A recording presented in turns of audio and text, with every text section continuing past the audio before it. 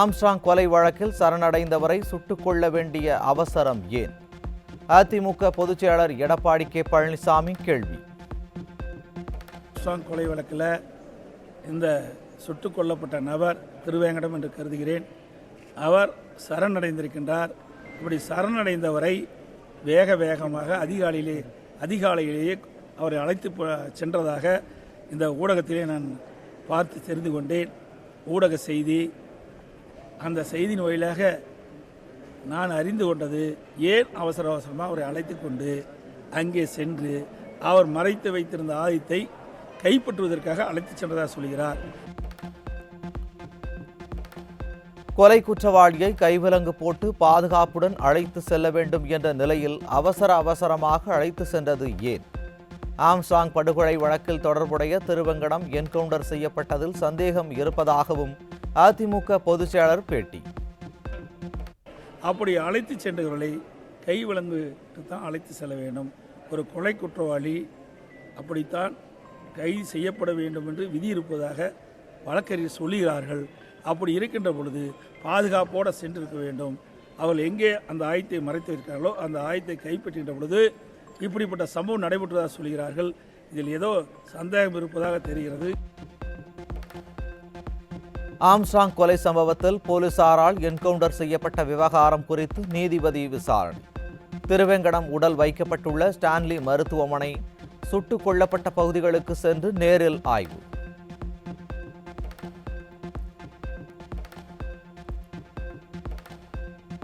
தமிழகத்தில் நிலவும் சட்டம் ஒழுங்கு பிரச்சினை குறித்த கேள்விக்கு வாய்மூடி மௌனமாக எஸ்கேப் ஆன ரஜினிகாந்த்.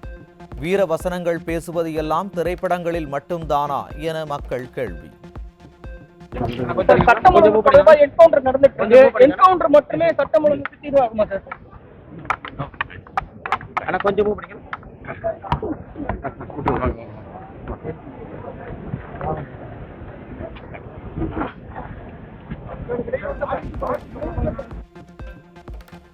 மகளிர் உரிமை தொகை கேட்டு விண்ணப்பித்தவர்களில் தகுதியானவர்களுக்கு மட்டுமே வழங்கப்படும் என விடியா எம்பி கனிமொழி பேச்சு. நாடாளுமன்ற தேர்தலின் போது பேசிய பேச்சுக்களை மறந்து குஜராத் மாடல் மீது பழி போடுவதா என மக்கள் கேள்வி.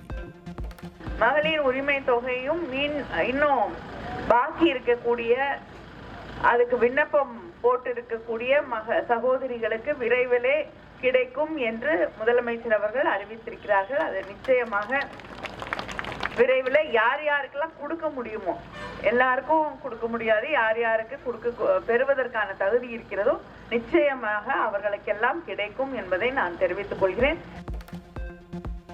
விருத்தாச்சலம் அருகே மோட்டார் சைக்கிள் மீது லாரி மோதிய விபத்தில் இளைஞர்கள் 2 சம்பவ இடத்திலேயே உயிரிழப்பு. விபத்து நேரிட்ட பகுதியை வேடிக்கை பார்த்தவர்கள் மீது அதிவேகமாக வந்த கார் மோதியதில் 17 பேர் படுகாயமடைந்த பரிதாபம்.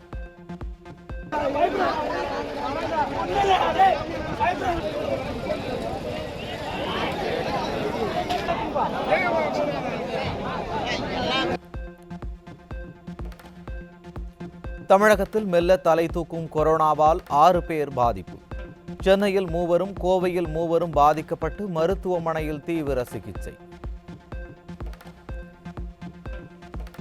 தேனி மாவட்டம் போடியில் வைரஸ் காய்ச்சலால் 13 மாணவர்கள் பாதிப்பு. விடியா அரசின் சுகாதாரத்துறை மெத்தனமாக செயல்படுவதாக பொதுமக்கள் குற்றச்சாட்டு.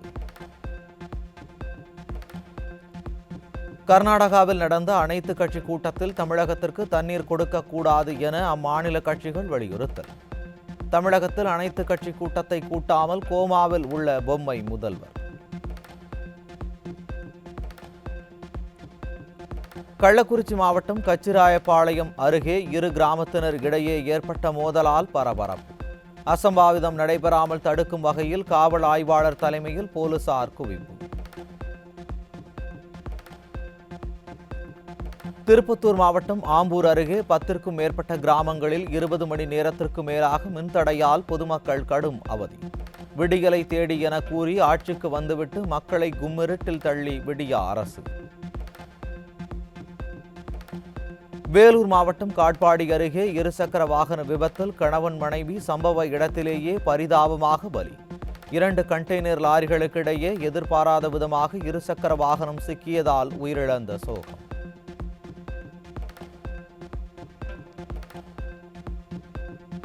ஆன்லைன் டேட்டிங் ஆப் மூலம் பழகி இளைஞர்களை ஏமாற்றி திருமணம் செய்து தப்பியோடிய சத்யா மீண்டும் கைது. 12 பேரை ஏமாற்றி திருமணம் செய்து பணம் பறித்துள்ளது விசாரணையில் அம்பலம்.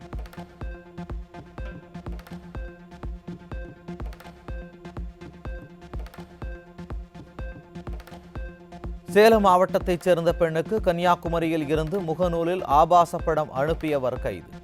போலீஸ் விசாரணையில் தொடர்ந்து பல பெண்களுக்கு ஆபாச படங்களை அனுப்பியது அம்பலம்.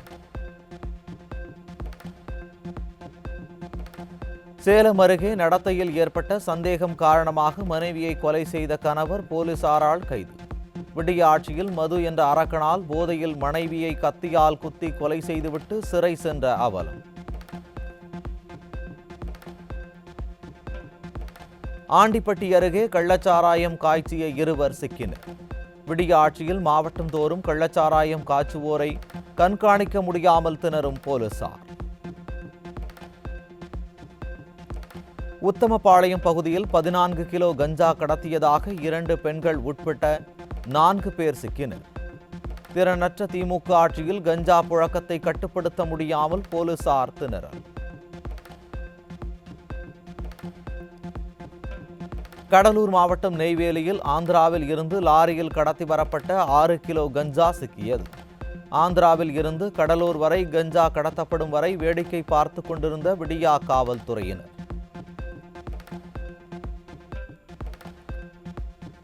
காஞ்சிபுரம் அருகே ஐயங்கார்குளம் பகுதியில் 1.25 கிலோ கஞ்சா சிக்கியது. பள்ளி கல்லூரி மாணவர்களை குறிவைத்து விற்கப்படும் கஞ்சாவை அறவே ஒழிக்க நடவடிக்கை எடுக்காமல் வேடிக்கை பார்க்கும் விடியா போலீசார். தேனி மாவட்டம் போடிநாயக்கனூரில் சிக்கிய 300 கிலோ குட்கா. தொடர்ந்து குட்கா பறிமுதல் செய்யப்படும் நிலையில் எல்லையில் தீவிர கண்காணிப்பை மேற்கொள்ளாமல் கோமாவில் உள்ள விடியா காவல்துறை. நெல்லை மாவட்டம் களக்காடு அருகே 27 கிலோ தடை செய்யப்பட்ட புகையிலை பொருட்கள் சிக்கியது. இளைஞர்களின் வாழ்க்கையை சீரழிக்கும் குட்காவை கட்டுப்படுத்தாமல் பொம்மை முதல்வர் ஆழ்ந்த உறக்கம்.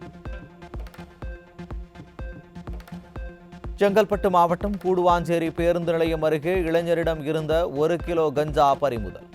விடிய ஆட்சியில் பேருந்து நிலையங்களிலேயே கஞ்சா விற்கும் அளவுக்கு போலீசார் கடமையாற்றுவதாக மக்கள் விமர்சனம். திண்டுக்கல் மாவட்டம் கொடைக்கானலில் சுற்றுலா பயணிகளை குறிவைத்து கஞ்சா விற்பவர்களிடம் இருந்து 200 கிராம் கஞ்சா இலை பறிமுதல். விடிய ஆட்சியில் சுற்றுலா தளங்களிலும் போதைப்பொருள் கடத்தல் பேர்வழிகளின் அட்டகாசம் அதிகரித்துள்ளதாக பொதுமக்கள் குற்றச்சாட்டு. கோவை மாவட்ட ரயில் நிலையம் அருகே சிக்கிய 3 கிலோ தடை செய்யப்பட்ட புகையிலை பொருட்கள். விடிய ஆட்சியில் நாள்தோறும் குட்கா பிடிபடும் நிலையில் எப்படி தொடர்ந்து போலீஸ் மீது பயமில்லாமல் கடத்தப்படுகிறது என மக்கள் கேள்வி. சேலத்தில் குடிபோதையில் இருப்பவர்களை அடித்து பணம் மற்றும் செல்போன் பறித்து செல்லும் வீடியோ காட்சிகளால் பரபரப்பு. கொள்ளையர்களை பிடிப்பதில் அலட்சியம் காட்டும் விடிய அரசின் காவல்துறையினர். தமிழகத்தில் பாதுகாப்பற்ற நிலை இருப்பதால் தங்களுக்கு அரசு கைத்துப்பாக்கி வழங்க ஊராட்சி செயலர்கள் வலியுறுத்தல். திறனற்ற திமுக ஆட்சியில் சட்டம் ஒழுங்கு சீர்கெட்டுவிட்டதாக ஊராட்சி செயலர்கள் சங்கத்தினர் வேதனை. ஏற்கனவே நம்ம ராமநாதபுரம் கலெக்டரேட்டில் நடந்த ஆர்ப்பாட்டத்தில் துப்பாக்கி நாங்கள் கேட்டோம். நாங்கள் அது சம்மந்தமாக இயக்குநர்லேயும் மனு கொடுத்துருக்கோம். நாங்கள் ஏற்கனவே இப்போ நம்ம திருநெல்வேலியில் கூட ஊராட்சி செயலர்களுக்கு ஒரு பாதுகாப்பற்ற நிலை ஊரக வளர்ச்சி உதவி இயக்கம் ஊராட்சியில் ஏற்படுத்தப்பட்டு வருகிறது. நாங்கள் இயக்க ரீதியாக அதை பார்த்து கொண்டு இருக்கிறோம். தமிழக அரசு மீண்டும் வலியுறுத்தி இந்த ராமநாதபுரம் மாவட்டத்தை கேட்டுக்கொள்வது ஊராட்சி செயலர்களுக்கு பாதுகாப்பு கருதி கைத்துப்பாக்கி வழங்க வேண்டும் என்று மீண்டும் வலியுறுத்தி நான் கேட்டுக்கொள்ள. திருப்பத்தூர் மாவட்டம் ஆம்பூர் அருகே விவசாய நிலத்தில் தஞ்சம் அடைந்துள்ள ஒற்றை கொம்பன் காட்டு யானை. வம்பு காட்டும் கொம்பன் யானையை விரட்டுவதில் திணறி வரும் வனத்துறையினர். நான்குநேரி பகுதியில் கடும் சூறைக்காற்று வீசியதால் விவசாய நிலத்தில் பயிரிடப்பட்டிருந்த வாழைகள் முறிந்து சேதம். பாதிக்கப்பட்ட விவசாயிகளுக்கு விடிய அரசு இழப்பீடு வழங்கிட வலியுறுத்தல்.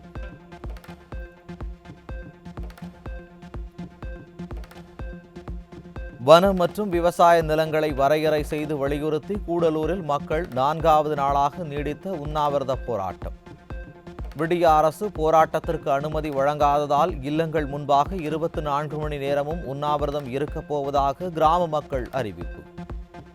அது வனத்துறையை பொறுத்தவரையிலும் வனத்தின் எல்லை தெரியாத காரணத்தால் அனைத்து பூமிகளும் வனபூமி என்ற எண்ணத்தில் வனவிலங்குகளை கட்டுப்படுத்த அவங்களாலேயே முடியவில்லை. ரெவென்யூ துறையை பொறுத்தவரையிலும் ரெவென்யூ பூமி எது எங்கிறது கரெக்டாக அவங்களுக்கும் தெரியாது. தீர் வெட்டப்படவில்லை என்றால் காலவரையற்ற உண்ணாவிரதம், அதாவது 24 hours நாங்கள் இந்த உண்ணாவிரதத்தில் இருப்போம் என்றதை நேரம் தெரியும். நீலகிரி, கோவை உள்ளிட்ட 5 மாவட்டங்களில் அடுத்த 3 நாட்களுக்கு கனமழைக்கு வாய்ப்பு. சென்னை வானிலை ஆய்வு மையம் அறிவிப்பு.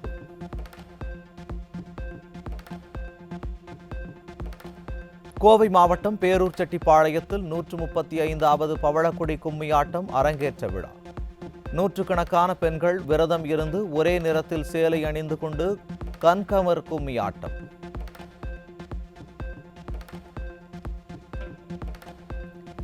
காஞ்சிபுரம் தேவராஜ பெருமாள் கோவிலில் சுதர்சன ஜெயந்தி வைபவம். நரசிம்மருடன் கூடிய சக்கரத்தாழ்வாரை பக்தி பரவசத்துடன் வழிபட்ட பக்தர்கள்.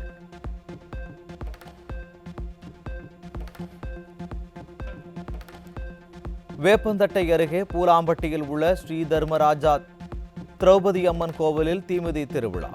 தீமிதித்து நேர்த்திக் கடனை செலுத்திய பக்தர்கள்.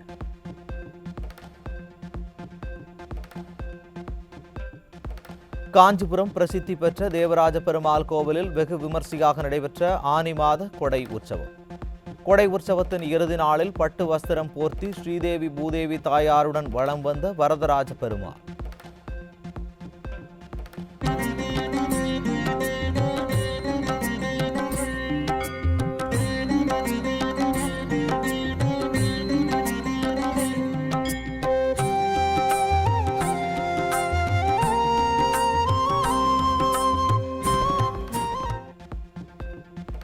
புதுச்சேரியில் மீண்டும் விஷவாயு வெளியேறியதாக கூறி 100க்கும் மேற்பட்ட பொதுமக்கள் மீண்டும் சாலை மறியல். ஜூன் 13ஆம் தேதி விஷவாயு வெளியேறி 3 பெண்கள் உயிரிழந்த நிலையில் என்ஆர் காங்கிரஸ் அரசு தொடர்ந்து அலட்சியமாக செயல்படுவதாக மக்கள் குற்றச்சாட்டு.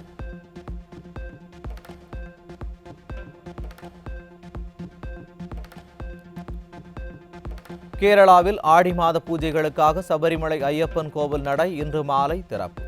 ஆன்லைன் முன்பதிவில் ஐயப்பனை காண ஆவலுடன் தரிசன டிக்கெட் பெற்று வரும் ஐயப்ப பக்தர்கள்.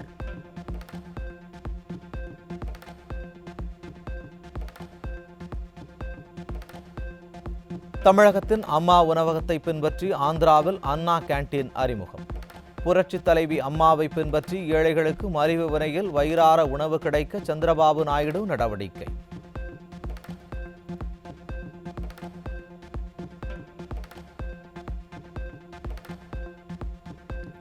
ஒடிசா புரி ஜெகநாதர் ஆலய பொக்கிஷ அறை 46 ஆண்டுகளுக்கு பிறகு மீண்டும் திறப்பு. பொக்கிஷங்களை மதிப்பீடு செய்ய மாநில அரசு உத்தரவிட்டதை அடுத்து பலத்த பாதுகாப்புடன் திறக்கப்பட்ட பொக்கிஷ அறை.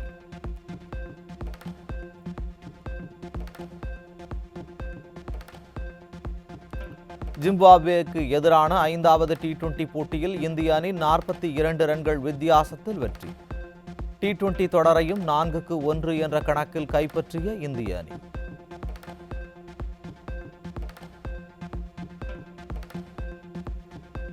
விம்பிள்டன் கோப்பையை 2வது முறையாக வென்றார் ஸ்பெயின் நாட்டு இளம் வீரர் அல்கராஸ்.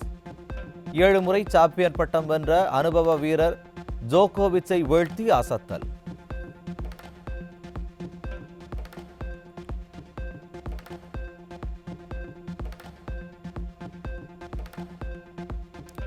யூரோ கோப்பை கால்பந்து இறுதிப் போட்டியில் இங்கிலாந்தை வென்று ஸ்பெயின் அபாரம். 2-1 என்ற கோல் கணக்கில் வென்று கோப்பையை கைப்பற்றிய ஸ்பெயின்.